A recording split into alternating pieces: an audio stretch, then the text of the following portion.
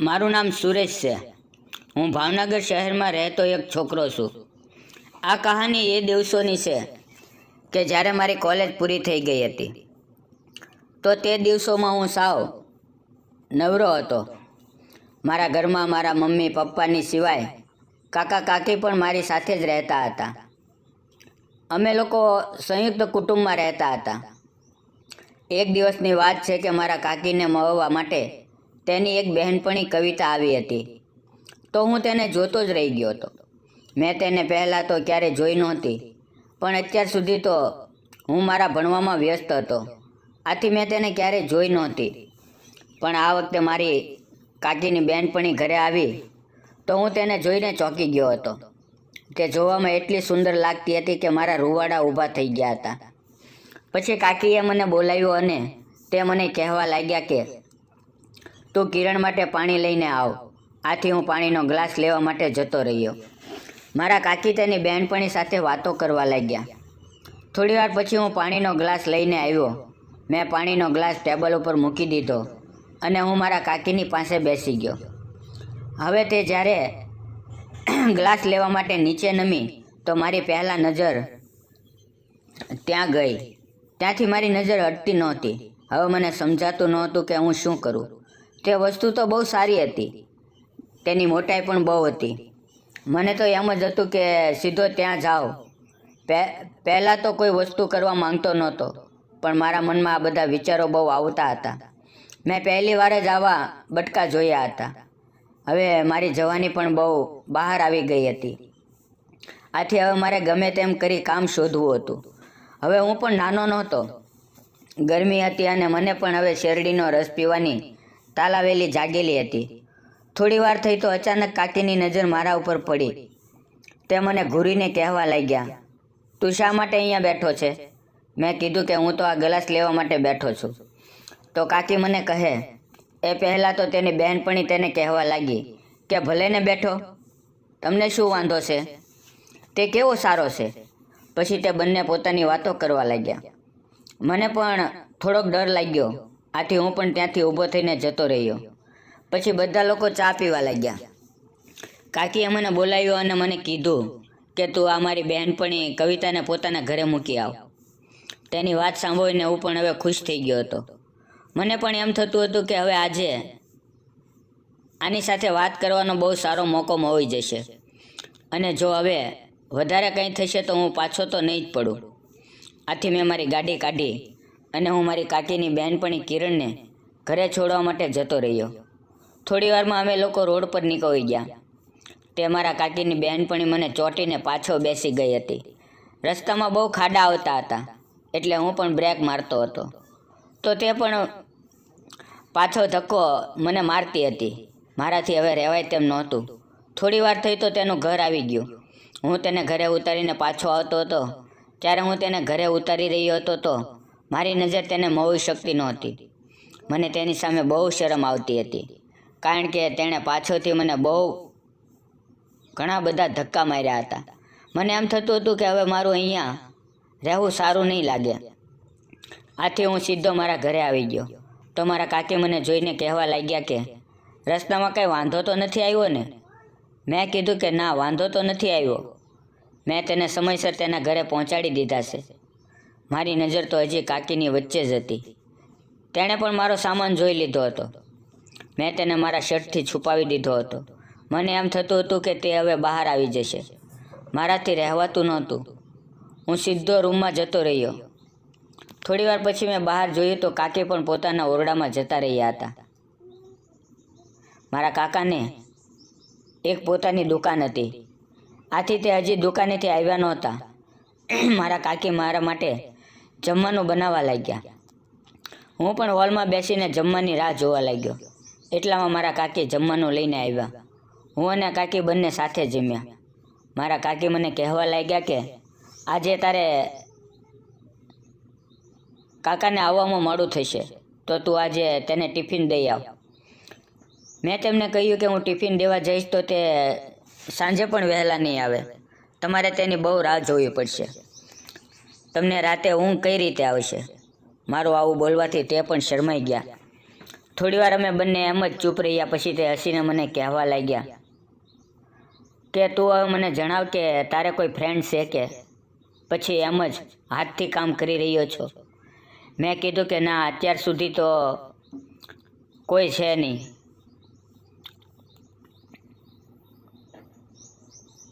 મને કોઈ મારા લાયક મળ્યું નથી, પણ મને લાગે છે કે હવે તો મને ગમે તેમ મળી જશે.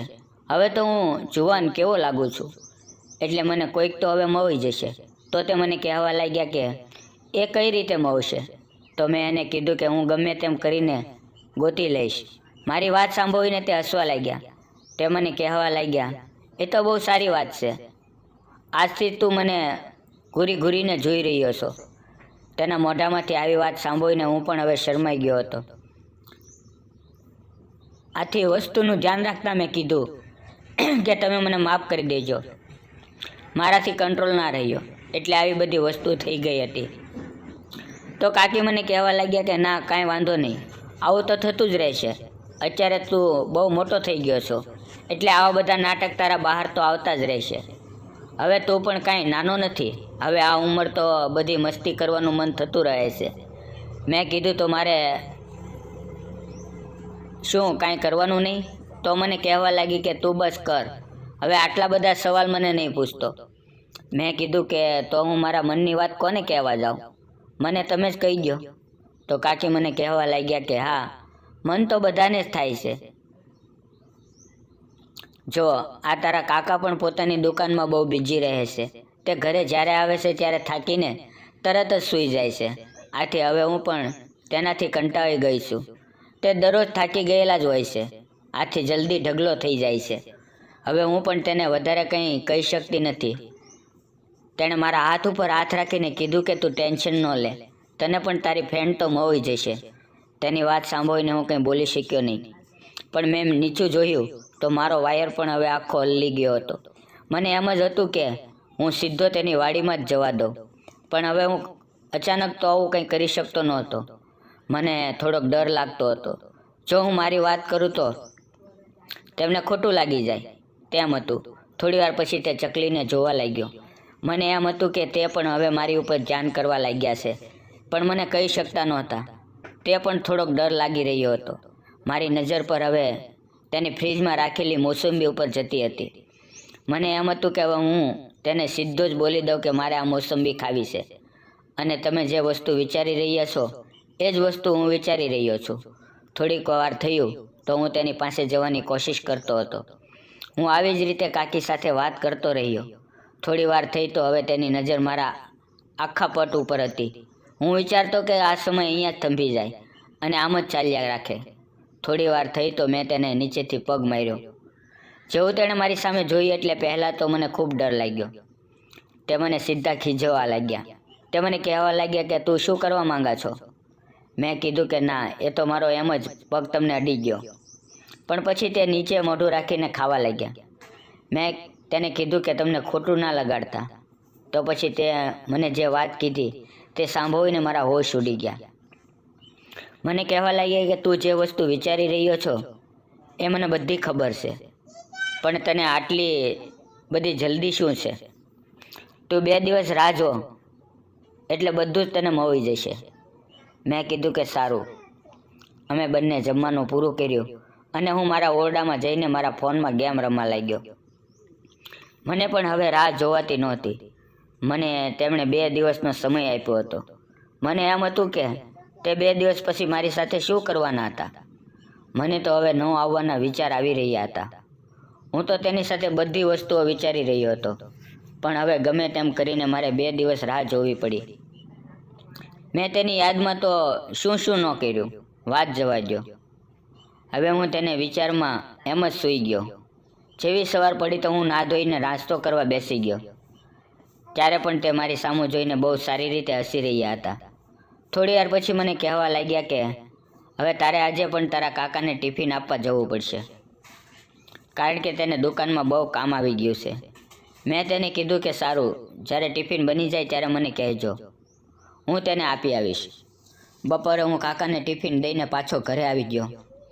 ઘરે આવી અમે બંને બપોરે જમી પણ લીધું. કાકી બધું પોતાનું કામ પતાવી મારા ઓરડામાં આવી ગયા. તે મને કહેવા લાગ્યા કે તું આજે સાંજે જાગતો રહેજે. આજે રાતે હું તને એક સરપ્રાઈઝ આપવાની છું. મેં કીધું કે સારું. આટલું બોલીને તે જતા રહ્યા. પણ પછી જેવી સાંજ પડી તો તે મને કહેવા લાગ્યા કે તું અત્યારે પણ તારા કાકાને ટિફિન આપતો આવ, કારણ કે તેને અત્યારે નાઇટમાં દુકાન ચાલુ રાખવાની છે. પછી આપણે બધા સાથે જમી લઈએ, પછી હું તેની વાત કહીશ. મેં કીધું સારું. હવે હું તેની વાતને જાણવા માટે બહુ હોશે હોશે તેનું કામ કરી રહ્યો હતો. મને એમ થતું હતું કે કાકી મને હવે શું કામ આપે છે. હવે મને ખૂબ જ વિચાર આવી રહ્યા હતા. પણ જેવી સાંજ પડી તો હું મારા કાકાને ટિફિન આપીને પાછો ઘરે આવીને મારા કાકી સાથે ખાવાનું પણ ખાઈ લીધું. જમવાનું પૂરું કરીને મેં મારા કાકી સામે જોયું તો તે મારી સામે હસી રહ્યા હતા. હું તેનો ઈશારો સમજી રહ્યો હતો, પણ હવે અચાનક તો હું તેને સામેથી કંઈ બોલી શકતો નહોતો. આથી હું મારા ઓરડામાં જતો રહ્યો.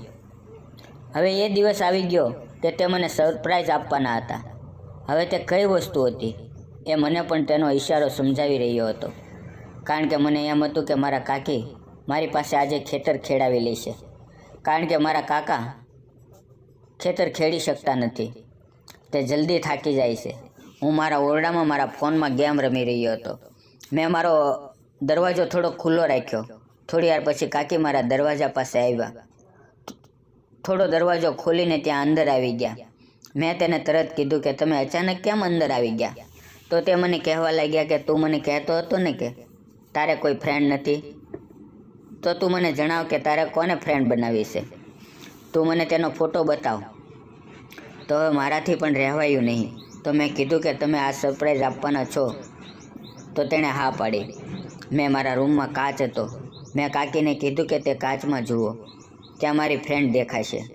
તે જેવા કાચની અંદર જોયું તો તેણે પોતાનો ચહેરો દેખાણો. તે પોતાનો ચહેરો જોઈને બહુ શરમાઈ ગયા. તે ધીરે ધીરે મારી બાજુમાં આવીને બેસી ગયા અને મને કહેવા લાગ્યા કે તું તો બહુ સ્માર્ટ નીકળ્યો. તું કાલે જે વસ્તુ મને કહી રહ્યો હતો એ બધી વસ્તુ હું સમજી ગઈ હતી. આથી હવે તું પણ મારી મદદ કરી દે. તારા કાકા તો સાવ બોરિંગ થઈ ગયા છે. આથી તું હવે આ મારું કામ કરી દે. હવે હું પણ તેનો ઈશારો સમજી રહ્યો હતો. થોડી વાર થઈ તો તેણે સામે ચાલીને ઇલેક્ટ્રિક દીવાને બંધ કર્યો અને અમે ટીવીમાં મેચ ચાલુ કરી. આજે તેણે ક્રિકેટનું મેદાન ખૂબ જ સરસ બનાવી રાખ્યું હતું. જોવામાં લાગતું હતું કે જાણે આ બેટ્સમેનની પીચ હશે. થોડી જ વારમાં બેટ્સમેન હેલ્મેટ પહેરીને આવી ગયો અને બેટિંગ માટે તૈયાર થઈ ગયો. અને જેવો જ તેને મોકો મળ્યો એટલે તે સિક્સર અને ફોર મારવા લાગ્યો. તેણે 2-3 ઓવરમાં જ પિચને ખરબચડી કરી નાખી. જો મિત્રો આ મેચ કોણ જીત્યું તે તમે જાણવા માંગતા હો ને, તો વિડીયોને લાઇક અને ચેનલને સબસ્ક્રાઈબ કરી દેજો. ટૂંક સમયમાં જ આ વાર્તાનો બીજો ભાગ આપણી ચેનલ ઉપર મૂકવામાં આવશે. વિડીયો પૂરો જોવા બદલ આપ સૌ મિત્રોનો ખૂબ ખૂબ ધન્યવાદ. ફરી મળશું આવતીકાલે મિત્રો. ત્યાં સુધી આવજો. ધન્યવાદ મિત્રો.